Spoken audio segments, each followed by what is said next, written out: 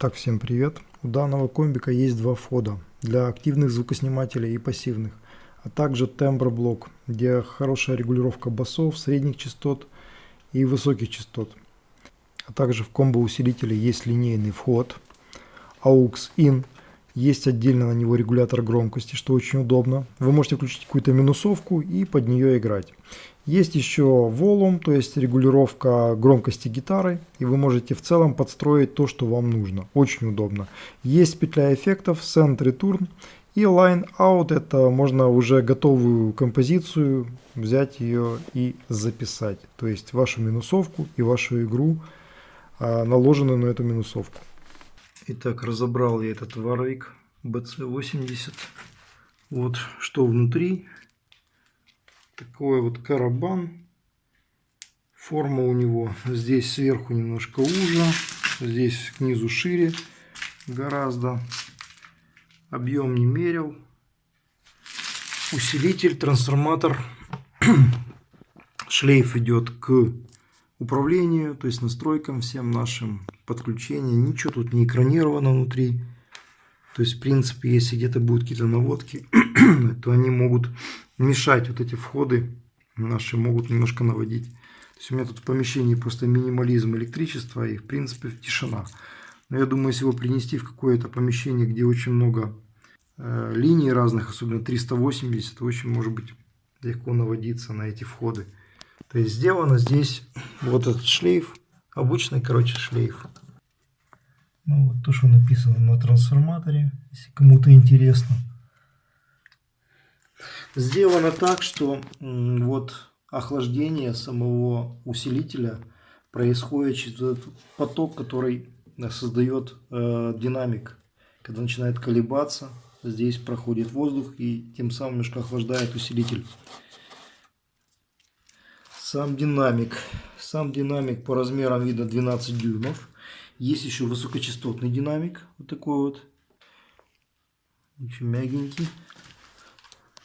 Вот, параллельно включены два динамика. Так, что здесь за динамик? Посмотрим. Вот такой вот динамик, 80 Вт, Warwick 8 Ом, 12 дюймов 8 Ом. Как электронщик хочу обратить ваше внимание на то, что не делают так, чтобы мощность усилителя была равна мощности динамика. Обычно есть запас прочности. Если у нас динамик есть на 80 Вт, то усилитель будет максимум 60. А вообще лучше делать с двукратным увеличением. То есть если у нас 80 Вт динамик, то нормально будет, если усилитель будет 40 Вт. Обычно так делалось. Но у китайцев может быть немножечко иначе. Но по ощущениям, я вам хочу сказать, поиграл я на этом комбике, ну, на 80 Вт он не тянет. Вот, у меня стоит, и вы видели в начале ролика, 40-ка Roland Cube. Ну, я бы сказал, я поиграл просто на гитаре, на электро, и на этом комбике, и на гитарном комбике. Я вам хочу сказать, что по мощности примерно одинаково, скажем так. Хотя здесь 80 Вт в 2 раза больше. Он, может быть, как-то объемнее звучит за счет 12-го динамика, то есть у него поплотнее звук, но на свои 80 он не тянет. Китайские BC80, наверное, будет равны где-то примерно 50 ваттам. Это реально. Но этого достаточно, чтобы дома заниматься и получать удовольствие. Звук у него достойный. Вот, что хочу сказать в конце. Сейчас я подключу ему на линейный вход сигнал. Мы послушаем, как он звучит.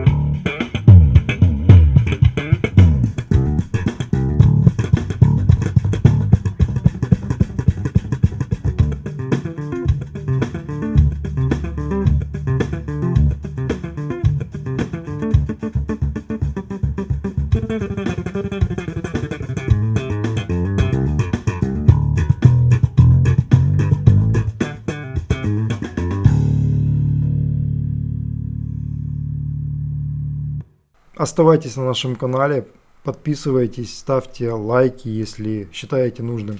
Будет очень много интересной информации, буду рассказывать про другие комбики, которые буду разбирать, записывать, как они звучат и так далее. В общем, всем пока и удачи, с вами был Сергей.